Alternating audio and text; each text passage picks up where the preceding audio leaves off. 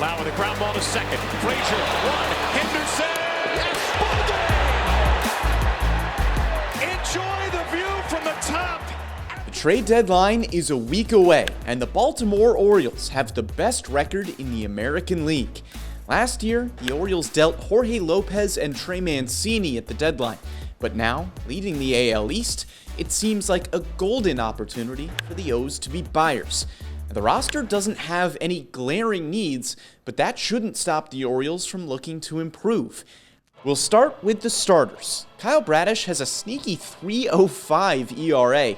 Tyler Wells is at 3.65. But despite encouraging flashes from Kyle Gibson, Grayson Rodriguez, and Dean Kramer, no other starting pitcher has an ERA below 4.50, so the O's could look to upgrade. Let's start in Chicago, where the White Sox are really struggling and could unload some pitchers. Strikeout machine Dylan Cease is just 27 years old and under team control until 2026, but it would probably take a heck of a prospect haul to get him. Now, Lucas Giolito provides another intriguing option with his 3.79 ERA.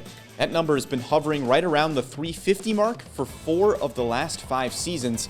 He falls under the category of a rental as he'll hit free agency after this year. So will Cardinals lefty Jordan Montgomery. He got dealt at last year's trade deadline and could be on the move again. Through 20 starts, his ERA is down at 3.37.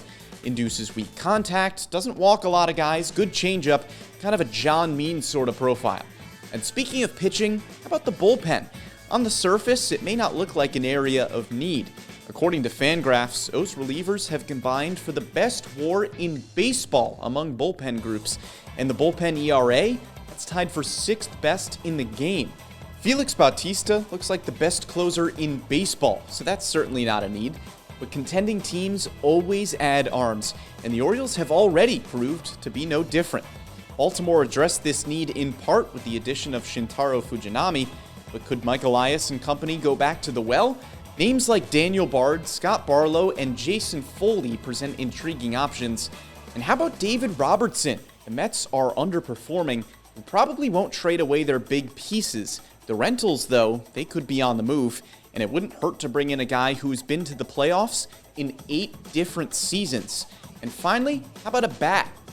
No, probably not that bat.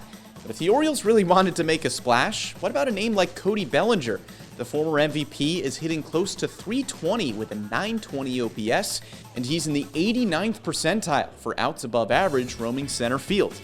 He could patrol that spot until Cedric Mullins returns and continue to be a fixture in the middle of the lineup into October. A lot of hypotheticals, but one thing is for sure.